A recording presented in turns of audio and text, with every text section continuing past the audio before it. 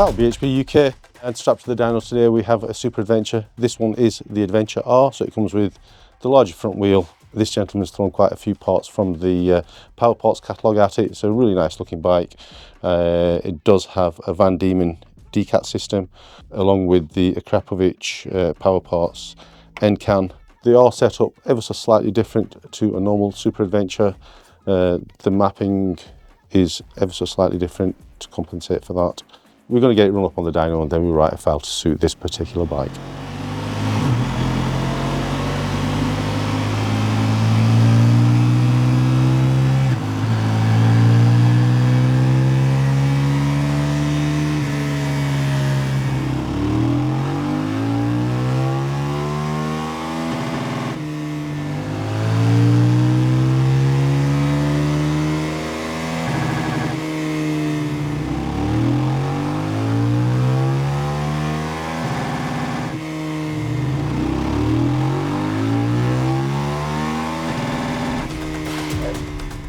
The KTM 1290 Super Adventure R.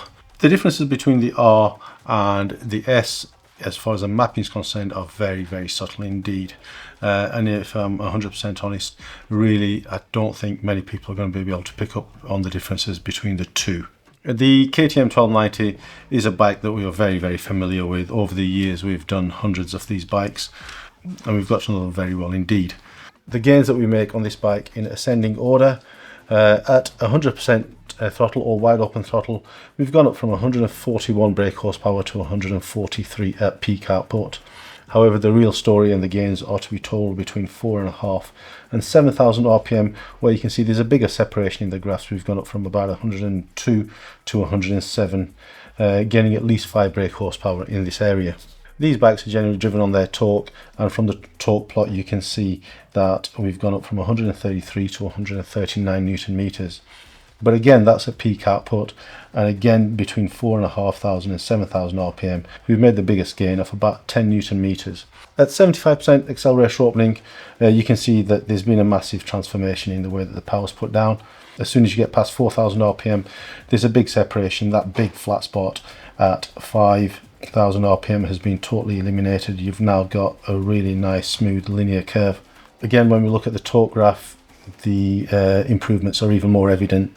You can see here, just by looking between 4.5 and 6,500 RPM, that great big hole in the torque has been absolutely eliminated. If you look at the bottom plot, you can see that we've gone from lambda 1 to about 13.4 AFR, equating to about 0.9 lambda. The lower the throttle openings, the more tangible the riding differences and the gains become when you're actually on the road. At 50%, you can see here we've got a much nicer parabola for the power, and as far as the torque's concerned, you can really see the difference in the two plots. Again, 4.5 to 7,000 RPM, really that great big concave shape has been eliminated. The biggest tangible gains come at low throttle openings, and at 25% you can see here now that we've actually had to add quite a bit of fuel. The bike now revs out much further than it would when the bike was stock, and you can see that the difference in power is fairly substantial. And again, as far as the torque's concerned, we've got a really linear torque graph and a substantial gain. Now, we get asked for torque figures a lot, and torque and power are intrinsically linked to one another. Power is just an equation that you can get from torque.